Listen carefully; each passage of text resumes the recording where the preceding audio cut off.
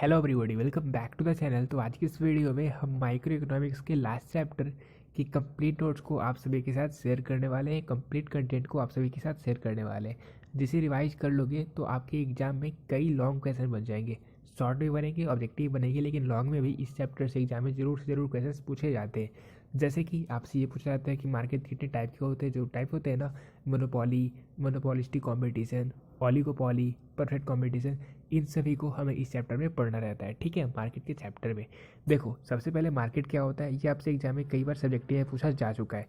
तो मार्केट का स्ट्रक्चर जो होता है, तो एक होता है परफेक्ट कॉम्पिटिशन और एक होता है इम्परफेक्ट कॉम्पिटिशन। और इम्परफेक्ट कॉम्पिटिशन में ही हमें मोनोपोली, मोनोपोलिस्टिक कॉम्पिटिशन और ऑलिगोपोली को पढ़ना रहता है।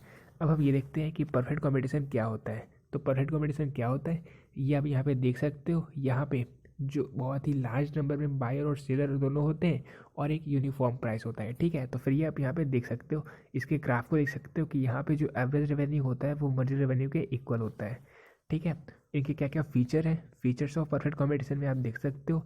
Very large number of buyers and sellers, homogeneous product, free entry and exit of firms in the market, perfect knowledge, perfect mobility, perfectly elastic demand curve and no transportation cost. Cost होता है perfect competition में। ठीक है, अब बात करते हैं monopoly market की। तो मोनोपोली मार्केट में एक सिंगल सेलर होता है, यानी कि विक्रेता सिर्फ एक होता है और कई सारे बायर होते हैं, खरीदने वाले होते हैं। ठीक है, और इसका कोई भी क्लोज सब्स्टिट्यूट अवेलेबल होता ही नहीं है, क्योंकि यहाँ पे सिर्फ एक ही सेलर है। ठीक है, इसके फीचर को देख सकते हैं। तो यहाँ पे सिंगल सेलर होता है और बहुत ही लार्ज नंबर में बायर होते हैं। तो सिंगल सेलर क्यों होता है, इसका रीज़न है कि यहाँ पे रेस्ट्रिक्टेड एंट्री होता है। ठीक है, यानी कि यहाँ पे कुछ ही फर्म्स को आने का परमिशन मिला होता है, इसलिए यहाँ पे रेस्ट्रिक्टेड एंट्री होती है, जिस रीजन से सिंगल सेलर होते हैं।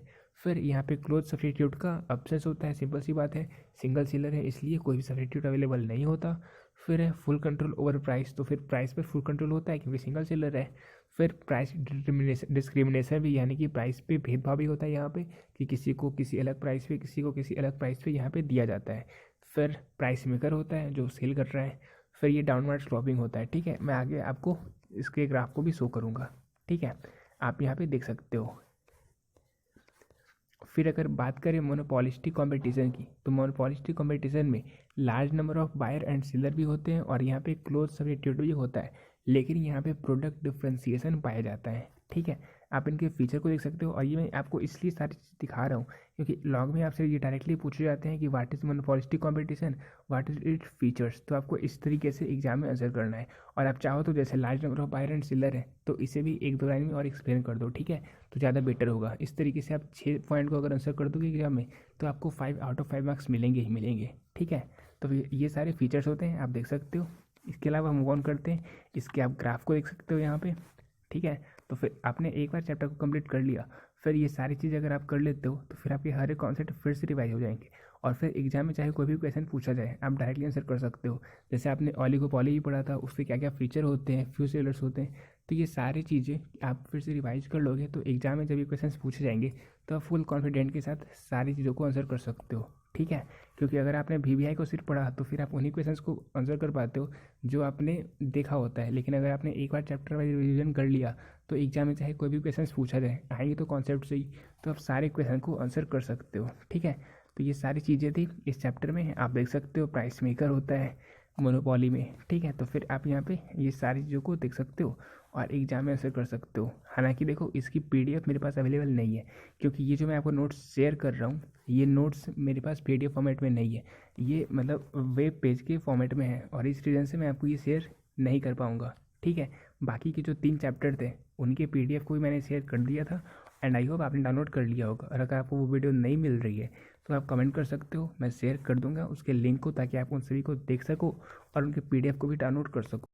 इसके अलावा कुछ क्वेश्चन आपके एग्जाम में कई बार पूछे जाते हैं जो कि इस चैप्टर से रिलेटेड है, जैसे मार्केट इक्विलिब्रियम क्या होता है, इक्विलिब्रियम प्राइस एंड क्वांटिटी क्या होता है, एक्सेस डिमांड क्या होता है, एक्सेस सप्लाई क्या होता है। इसके अलावा हमारा जो प्राइस सीलिंग है, प्राइस फ्लोर है, ये क्या होता है। तो इन सभी को आप यहाँ पे देख सकते हो। ठीक है, देखो प्राइस सेलिंग क्या होता है, ये एग्जाम में आपसे कई बार पूछा जा चुका है।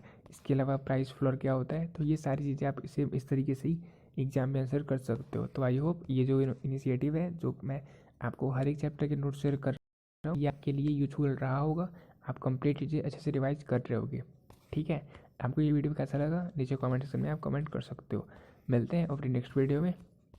और ये जितने भी नोट्स हैं माइक्रो इकोनॉमिक्स के, जो कंप्लीट नोट्स मैंने आपके साथ शेयर किया, इन सभी की रिवीजन आप जितनी जल्दी हो सके कर लेना। और एक बार जब कंप्लीट कर लो तो आप कमेंट कर देना, और उसके बाद मैं इंपॉर्टेंट सब्जेक्टिव क्वेश्चंस की एक बार वीडियो अपलोड कर दूंगा, जिससे आपकी इनफ क्वेश्चन प्रैक्टिस हो जाए, जो आपके एग्जाम में ऑलरेडी कई बार पूछे जा चुके हैं। ठीक है, तो मिलते हैं अपनी नेक्स्ट वीडियो में, तब तक के लिए बेस्ट आउट।